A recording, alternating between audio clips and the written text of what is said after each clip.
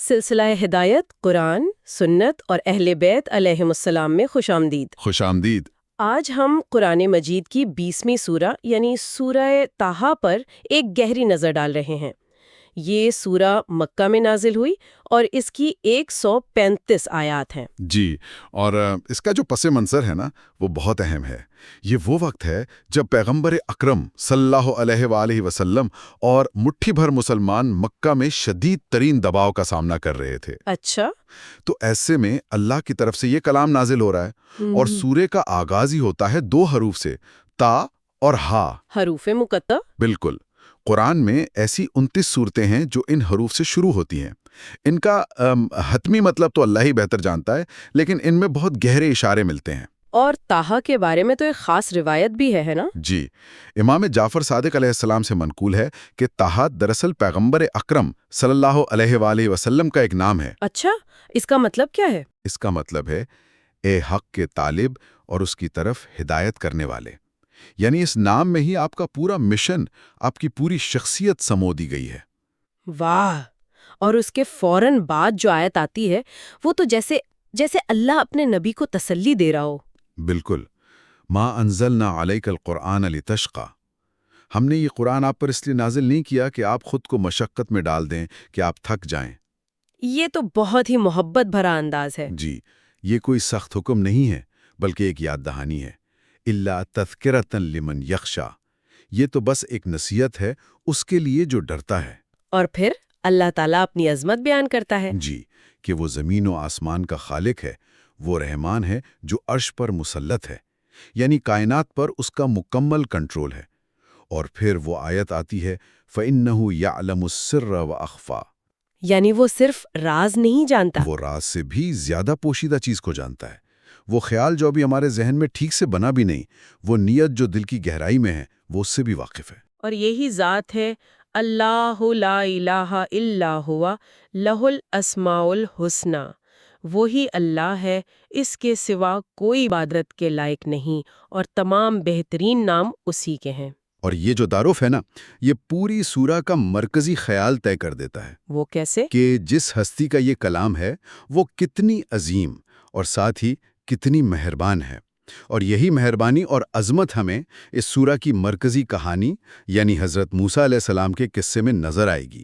بالکل، جیسے پیغمبر اکرم صلی اللہ علیہ وآلہ وسلم کو تسلی دی جا رہی ہو کہ آپ تنہا نہیں، آپ سے پہلے موسیٰ بھی ایسے ہی حالات سے گزرے تھے۔ جی، قصے کا آغاز ہوتا ہے جب حضرت موسیٰ علیہ السلام اپنے گھر والوں کے ساتھ سفر کر رہے ہیں اور انہیں دور سے آگ نظر آتی ہے۔ وہ وہاں پہنچتے ہیں تو ایک مقدس وادی مقدس طوا میں ایک آواز آتی ہے، انی انا ربک فاخلع نعلیک، میں تمہارا رب ہوں، اپنی جوتیاں اتار دو۔ اور پھر ایک براہ راست اعلان ہوتا ہے، توحید کا سب سے پہلا اور واضح اعلان، اننی انا اللہ لا الہ الا انا فاعبدنی واقم الصلاۃ لذکری۔ بے شک میں ہی اللہ ہوں، میرے سوا کوئی معبود نہیں، بس میری عبادت کرو اور میری یاد کے لیے نماز قائم کرو۔ جی، یہاں پر ایک سوال ذہن میں آتا ہے، ایک انسان کو چاہے وہ نبی ہی کیوں نہ ہو، یہ کامل یقین کیسے حاصل ہوتا ہے کہ یہ آواز خدا کی ہی ہے، کوئی وہم یا دھوکہ نہیں؟ بہت اہم سوال۔ مفسرین اس کے 2 پہلو بتاتے ہیں۔ ایک تو یہ کہ اس لمحے نبی پر ایک ایسی روحانی کیفیت طاری ہوتی ہے، ایک ایسا اندرونی اطمینان اور علم نازل ہوتا ہے جو ہر شک کو مٹا دیتا ہے۔ اور دوسرا پہلو؟ دوسرا یہ کہ وحی کا آغاز ہی کسی معجزے سے ہوتا ہے۔ حضرت موسیٰ علیہ السلام نے ایک سرسبز درخت میں آگ دیکھی تھی جو نہ درخت کو جلا رہی تھی نہ خود بجھ رہی تھی۔ یہ خود ایک نشانی تھی کہ وہ کسی مافوق الفطرت تجربے سے گزر رہے ہیں۔ صحیح، اور اسی تجربے کو مزید پختہ کرنے کے لیے انہیں 2 بڑی نشانیاں دی گئیں۔ جی، ان سے پوچھا گیا تمہارے ہاتھ میں کیا ہے؟ انہوں نے کہا یہ میرا عصا ہے۔ حکم ہوا اسے پھینکو۔ جیسے ہی پھینکا وہ ایک دوڑتا ہوا سانپ بن گیا۔ اور پھر دوسرا معجزہ؟ جی، پھر حکم ہوا کہ اپنا ہاتھ گریبان میں ڈال کر نکالو تو وہ بغیر کسی بیماری کے سورج کی طرح چمکتا ہوا نکلا۔ یہ وہ معجزات تھے جو انہیں فرعون کے دربار میں پیش کرنے تھے۔ اچھا، تو یہاں معجزے اور جادو کا فرق بھی واضح ہو جاتا ہے نا؟ بالکل، جادوگر تو بس نظر کا دھوکہ کرتے ہیں، معجزہ حقیقت کو بدل دیتا ہے۔ اور یہ فرق بعد میں آنے والے جادوگر فوراً پہچان لیں گے۔ صحیح۔ تو اب اس یقین اور ان نشانیوں کے ساتھ حضرت موسیٰ علیہ السلام کو ان کی زندگی کا سب سے بڑا مشن سونپا جاتا ہے۔ اذهب الى فرعون انه طغى، فرعون کے پاس جاؤ، وہ سرکشی میں حد سے بڑھ گیا ہے۔ اور مجھے ذاتی طور پر اس کے بعد آنے والا حصہ بہت متاثر کرتا ہے۔ حضرت موسیٰ علیہ السلام نے یہ نہیں کہا کہ یا اللہ یہ بہت مشکل کام ہے، بلکہ انہوں نے چیلنج کو قبول کیا اور اس کا سامنا کرنے کے لیے وسائل مانگے۔ جی، یہ قیادت کا ایک بہترین نمونہ ہے۔ انہوں نے دعا کی، رب اشرح لی صدری، اے میرے رب میرا سینہ کھول دے، یعنی مجھے حوصلہ اور ہمت دے۔ وَيَسِّرْ لِي أَمْرِي، اور میرا کام آسان کر دے۔ وَحْلُلْ عُقْدَةً مِّن لِّسَانِي، اور میری زبان کی گرہ کھول دے تاکہ لوگ میری بات سمجھ سکیں۔ اور سب سے اہم، وَاجْعَل لِّي وَزِيرًا مِّنْ أَهْلِي هَارُونَ أَخِي، انہوں نے ایک ٹیم مانگی، اپنے بھائی ہارون کو اپنا وزیر بنانے کی درخواست کی۔ بالکل، وہ جانتے تھے کہ اتنا بڑا مشن اکیلے نہیں ہو سکتا، اور اللہ نے ان کی ہر درخواست قبول کی۔ لیکن قبول کرنے کے ساتھ ساتھ اللہ نے انہیں ان کا ماضی بھی یاد دلایا، جی، وہ بہت خوبصورت آیت ہے، وَلِتُسْنَا عَلَىٰ عَيْنِي، تاکہ تم میری آنکھوں کے سامنے میری نگرانی میں پرورش پاؤ۔ اللہ انہیں یاد دلا رہا ہے کہ جب تم ایک بچے تھے، تمہاری ماں نے تمہیں دریا میں بہا دیا تھا، تب بھی ہم نے تمہیں بچایا۔ اور دشمن کے گھر میں ہی پرورش کروائی۔ جی، ہم نے فرعون کے دل میں ہی تمہاری محبت ڈال دی اور تم ہماری نگرانی میں پلے بڑھے۔ یعنی جو خدا تمہیں بچپن میں بچا سکتا ہے، وہ آج فرعون کے سامنے بھی تمہارا محافظ ہے۔ اور پھر انہیں ہدایت دی گئی کہ فرعون سے جا کر نرمی سے بات کرنا۔ فَقُولَا لَهُ قَوْلًا لَيِّنًا، ایک ظالم اور جابر حکمران سے بھی نرمی سے بات کرنے میں کیا حکمت ہو سکتی ہے؟ حکمت یہ ہے کہ دعوت حق کا مقصد حجت تمام کرنا ہوتا ہے۔ نرم لہجہ اس پر اثر کرنے کا آخری موقع دیتا ہے۔ اگر وہ نہ مانے تو کل قیامت میں یہ بہانہ نہیں کر سکتا کہ مجھ سے سختی سے بات کی گئی تھی۔ صحیح۔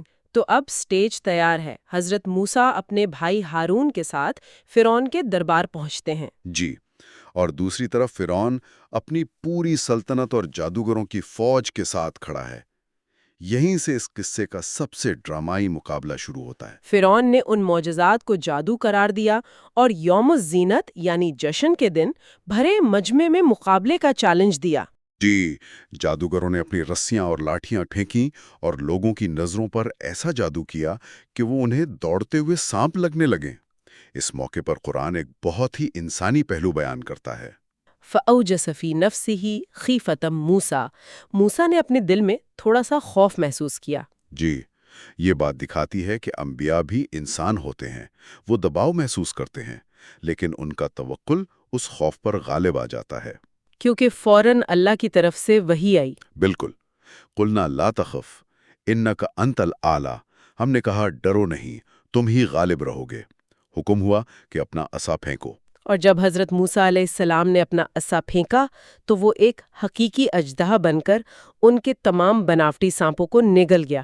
اور پھر وہ ہوا جس کی کسی کو توقع نہیں تھی، فَأُلْقِيَ السَّحَرَةُ سُجَّدًا، تمام جادوگر فوراً سجدے میں گر پڑے۔ یہ اس کہانی کا کلائمیکس ہے۔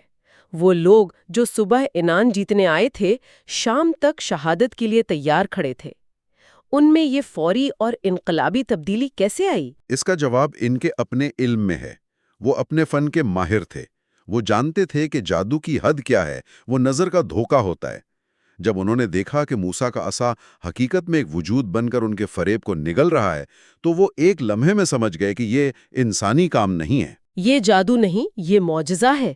بالکل، ان کے علم نے ہی انہیں حق اور باطل میں فرق کرنے کی کسوٹی فراہم کی۔ اور جب فرعون نے غصے میں آ کر دھمکی دی کہ میں تمہارے ہاتھ پاؤں مخالف سمتوں سے کاٹ کر تمہیں کھجور کے تنوں پر سولی چڑھا دوں گا، تو ان کا جواب تاریخ کے طاقتور ترین جملوں میں سے ایک ہے، فَقْدِ مَا أَنْتَ قَاضِ إِنَّمَا تَقْضِي هَٰذِهِ الْحَيَاةَ الدُّنْيَا، تو جو کرنا چاہتا ہے کر لے، تو صرف اسی دنیا کی زندگی کا فیصلہ کر سکتا ہے۔ ایمان نے انہیں چند لمحوں میں کہاں سے کہاں پہنچا دیا۔ لیکن کہانی یہاں ختم نہیں ہوتی۔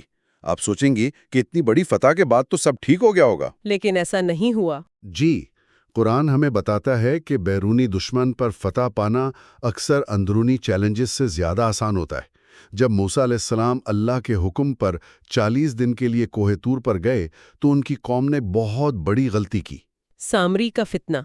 जी, उनकी गैर मौजूदगी में सामरी नामी एक शख्स ने कौम के सोने के जेवरात पिघलाकर एक बछड़े का मुजस्समा बनाया, जिससे हवा गुजरने पर गाय जैसी आवाज आती थी, और उसने कौम से कहा, हादा इलाहुकुम व इलाहु मूसा। यही तुम्हारा और मूसा का खुदा है। और कौम की अक्सरियत गुमराह हो गई। और हज़रत हारून अलैहिस्सलाम, जिन्हें हज़रत मूसा अपना नायब बनाकर गए थे, उन्होंने कौम को रोका, लेकिन कौम ने उनकी एक न सुनी और उन्हें कत्ल करने पर तुल गए। जब हजरत मूसा वापस आए तो वो शदीद गुस्से में थे। जी, और उन्होंने अपने भाई हारून से पूछा कि तुमने उन्हें रोका क्यों नहीं। यहाँ हज़रत हारून अलैहिस्सलाम का जवाब क़यादत के एक बहुत बड़े मखमसे को ज़ाहिर करता है। उन्होंने क्या कहा? उन्होंने कहा, इन्नी खशीत अन तक़ूला फ़र्रक़्त बैन बनी इसराइल। मुझे डर था कि आप आकर कहेंगे कि तुमने बनी इसराइल में फूट डाल दी। अच्छा, यानी उन्होंने इत्तेहाद को बचाने की कोशिश की। जी, उन्होंने देखा कि अगर वो ताकत इस्तेमाल करते तो कौम 2 हिस्सों में बढ़ जाती और खाना जंगी शुरू हो जाती। उन्होंने तफरीक़ा से बचने को तरजीह दी ताकि जब आप वापस आएं तो इस्लाह की गुंजाइश बाकी रहे। ये एक बहुत नाजुक तवाज़न है ना? एक लीडर को कब उसूलों पर सख्ती से कायम रहना चाहिए और कब इत्तेहाद को बचाने के लिए हिकमत से काम लेना चाहिए। बिल्कुल, ये एक बहुत गहरा सबक है। बालाखिर हज़रत मूसा अलैहिस्सलाम ने सामरी को सज़ा दी और उस बछड़े को जलाकर राख दरिया में बहा दिया। ये पूरी कहानी सुनाने के बाद सूरा अपने इख्तिताम पर वापस वहीं आ जाती है जहां से शुरू हुई थी। जी, पैगंबर अकरम सल्लल्लाहु अलैहि वसल्लम को मुखातिब करके कहा जाता है, कुल कुल्लुम मुतरब्बिसुन फतरब्बसु फसतअलमून मन अस्हाबुस सिरातिस सवी व मन इह्तदा। कह दीजिए, हम सब इंतजार में हैं, बस तुम भी इंतजार करो, जल्द ही तुम जान लोगे कि सीधे रास्ते वाले कौन हैं और हिदायत याफ्ता कौन है। ये खुला ऐलान है कि हक और बातिल का फैसला होकर रहेगा। और ये पूरी सूरा हमें आज के लिए एक बहुत अहम सबक देती है। जादूगरों ने अपने फन की महारत की वजह से मौजज़े को पहचान लिया और ईमान ले आए, जबकि बनी इसराइल अपनी कम इल्मी की वजह से सामरी के धोखे में आ गए। यानी हक को पहचानने की सलाहियत ही सबसे अहम चीज़ है। तो आज के दौर में जहां हर तरफ मालूमात का, नज़रियात का और बयानियों का जादू फैला हुआ है, हमारे पास हक और बातिल में फ़र्क करने का मेयार क्या है? जादूगरों के पास उनका फन था जिसने असाए मूसा को पहचान लिया। हमारे ज़माने के फ़रेब को पहचानने के लिए हमारा असाए मूसा क्या है? वो कौन सी कसौटी है जिसे इस्तेमाल करके हम सच और झूठ में फ़र्क कर सकते हैं? ये सवाल ये सूरा हम सब के लिए छोड़ जाती है।